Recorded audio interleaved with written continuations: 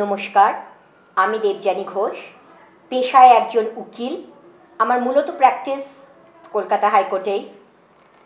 তো আজকে আমি খুবই আনন্দিত, আমার খুব কাছের বন্ধু অরুণিমা এ কাপ অফ চা উইথ অরুণিমাতে আমাকে ইনভাইট করেছে অ্যাজ এ গেস্ট স্পিকার।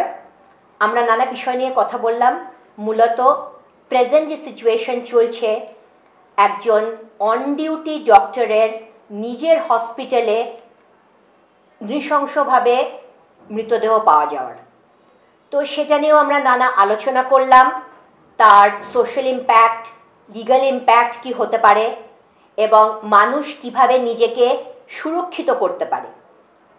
তোমরা সবাই ভালো থাকো, সুরক্ষিত থাকো এবং নিজের সুরক্ষা বলয় এবং নিজের সুরক্ষা নিজে তৈরি করো। অন্য কারোর ওপর ডিপেন্ডেন্ট হলে সেই সুরক্ষা সঠিক সুরক্ষা হয় না।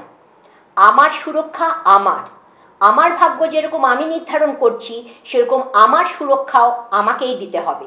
এবং তার জন্য কি প্রয়োজন? Physical and mental strength and stability. শুধু স্ট্রেংথ হলে হবে না, স্টেবিলিটির দরকার, স্টেবল স্ট্রেংথ প্রয়োজন।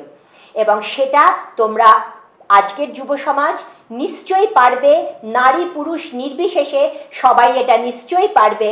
তাই পুরুষদেরও যেরকম মেয়েদের ওপর ডিপেন্ডেন্ট হতে হবে না কোনো বিষয়, সেরকম মেয়েদেরও পুরুষদের ওপর শারীরিক সুরক্ষার জন্য যেন ডিপেন্ডেন্ট হতে না হয়। তোমরা সবাই ভালো থাকো। একটা কথা ভুল বলে ফেলেছি, কোনো বিষয় নয়, সুরক্ষার বিষয় আমি বলতে চেয়েছি। মেয়েরাও ছেলেদের ওপরে এবং ছেলেরাও মেয়েদের ওপরে সুরক্ষার বিষয় ডিপেন্ডেন্ট হবে না। দুজনেই নিজের সুরক্ষা নিজে দেবে, নিজেকে প্রোটেক্ট করবে। ধন্যবাদ।